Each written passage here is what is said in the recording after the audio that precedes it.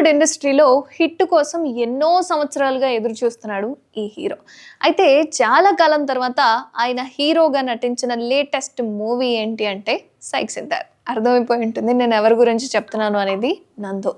వరుణ్ రెడ్డి దర్శకత్వం వహించిన ఈ సినిమాలో యామిని భాస్కర్, ప్రియాంక రెబెకా శ్రీనివాస్ వంటి తారలందరూ కూడా ప్రధాన పాత్రలో పోషించారు. శ్యామ్ సుందర్ రెడ్డి తోడి నిర్మించిన ఈ చిత్రానికి ఆడియన్స్ నుంచి మంచి పాజిటివ్ రివ్యూసే వస్తున్నాయి. ఈ క్రమంలో నందు మాట్లాడుతూ 18 సంవత్సరాలుగా సినీ రంగంలో ఉన్నానని, తనకు డబ్బు కంటే గౌరవమే ముఖ్యమని అన్నారు. తన జడ్జ్మెంట్ ఎంతవరకు కరెక్ట్ అనేది తెలుసుకోవడానికి నిర్మాతగా మారానని చెప్పుకొచ్చారు. అలాగే తాను నటించిన అగ్లీ స్టోరీ అనే సినిమా ఫిబ్రవరిలో విడుదల కాబోతుందని చెప్పుకొచ్చాడు. తన డ్రింకింగ్ కెరియర్ గురించి చెప్పుకొచ్చాడు కూడా. ఇక తన కజిన్స్ ద్వారా మందు అలవాటైందని, బయట ఫ్రెండ్స్ ఎవరూ లేరని అన్నారు. ఇక అతను మునుగుతున్నాడు కాబట్టి తనతో పాటు తన వాళ్ళను సైతం ముంచేస్తున్నానని కాస్త చిలిపిగా చెప్పాడు. ఇక ప్రేమ, పెళ్లి, పిల్లలు ఇలాగే దానితో పాటుగా డ్రింకింగ్ కెరియర్ కూడా ఒక్కో మెట్టు ఎక్కుతూ వచ్చిందని అన్నారు.